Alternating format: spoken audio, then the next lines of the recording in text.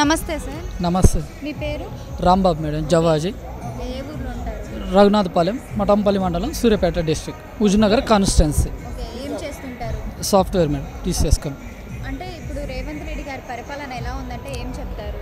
రేవంత్ రెడ్డి గారి పరిపాలన అధికారంలోకి రాకముందులా టీఆర్ఎస్ గవర్నమెంట్ లోటు బడ్జెట్లో ఉంచింది. ఈరోజు కాంగ్రెస్ గవర్నమెంట్ వచ్చిన తర్వాత ఇక్కడ ఉన్నటువంటి అన్ని వర్గాల ప్రజలకి, మరీ ముఖ్యంగా రైతులకు రుణమాఫీ, 2 లక్షల రుణమాఫీ, ఒక్కొక్కరు 3 సంవత్సరాలు 2 సంవత్సరాలు ఉన్నా కూడా రుణమాఫీ చేయలేనటువంటి బీఆర్ఎస్ ప్రభుత్వం ఈరోజు కాంగ్రెస్ గవర్నమెంట్ చేసి చూపించింది. ఇది కాంగ్రెస్ ప్రభుత్వం ఒక ఆదర్శంగా తీసుకోవచ్చు. తర్వాత రేవంత్ రెడ్డి దమ్ము, కాంగ్రెస్ పార్టీ ప్రజలకు అండగా ఉందంటే ఈ ఒక్క పథకం చాలు. తర్వాత సన్నబియ్యం పథకం ప్రజల్లో ఒకేసారిగా అసలు చాలా అద్భుతంగా సృష్టించింది. తర్వాత మహిళా ఫ్రీ బస్ పథకం, మహాలక్ష్మి పథకం, ఇది ప్రతి ఒక్కళ్ళు హైదరాబాద్ వెళ్ళాలన్నా, ఎక్కడికైనా రిలేటివ్స్కైనా, హాస్పిటల్స్కైనా, టెంపుల్స్కైనా ఎక్కడికి వెళ్ళాలన్నా కూడా ఈ పథకం ఒక ఆధార్ కార్డు చూపిస్తే తెలంగాణ రాష్ట్రంలో ఎక్కడికైనా ఫ్రీగా వెళ్ళి రావచ్చు అన్నమాట. తర్వాత రాజీవ్ యువ వికాసం, ఎంతోమంది చదువుకొని నిరుద్యోగులుగా మిగిలిపోయినటువంటి విద్యార్థులు, పేదవాళ్ళుగా ఉన్నటువంటి వాళ్ళకి ఏదో ఒక స్వయం ఉపాధి కల్పించాలన్న ఉద్దేశంతో రాజీవ్ యువ వికాసం 5 లక్షల రూపాయలని గవర్నమెంట్ స్టార్ట్ చేయడం చాలా అద్భుతం. రైతు భరోసా స్కీము ఇదివరకు 10,000 వచ్చేది మేడం, ఇప్పుడు 12,000 వస్తుంది ఎకరానికి. తర్వాత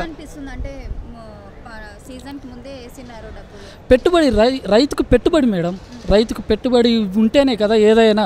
ఫర్ ఎగ్జాంపుల్ దమ్ము చేయాలన్నా, మందు కట్టలైనా, ఏదైనా అతను రైతు కూలీలు ఇచ్చుకోవాలన్నా బాగున్నది మేడం. ఫ్రీ కరెంట్ వస్తుంది మేడం.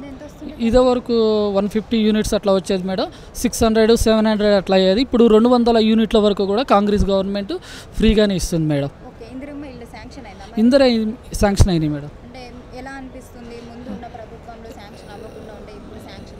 యాక్చువల్గా ఇందిరమ్మ ఇదివరకు బీఆర్ఎస్ గవర్నమెంట్లో డబల్ బెడ్రూమ్లు అనే పేరు పెట్టేసి అక్కడ చాలా గోల్మాలు జరిగి రాలేదు మేడం వాస్తవానికి.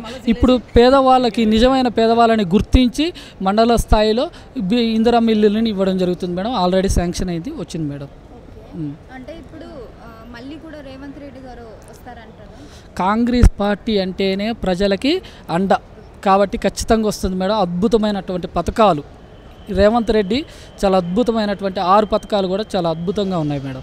మరి బీఆర్ఎస్ బీజేపీ పరిస్థితి ఏమంటారు? బీఆర్ఎస్ పార్టీ అనేది అది కుటుంబ ఫ్యామిలీ పార్టీ మేడం. ఇంకా అది ప్రజలు నమ్మే పరిస్థితిలో కూడా ఈరోజు లేరు వాస్తవానికి. తర్వాత బీజేపీ పార్టీ అంటే ఈ సిటీ సర్కిల్లో ఎక్కడో ఉండొచ్చు, కానీ అక్కడ మా హుజూర్నగర్ కాన్స్టిట్యున్సీలో మాత్రం లేదు madam. Subscribe us and press the bell icon for more interesting updates.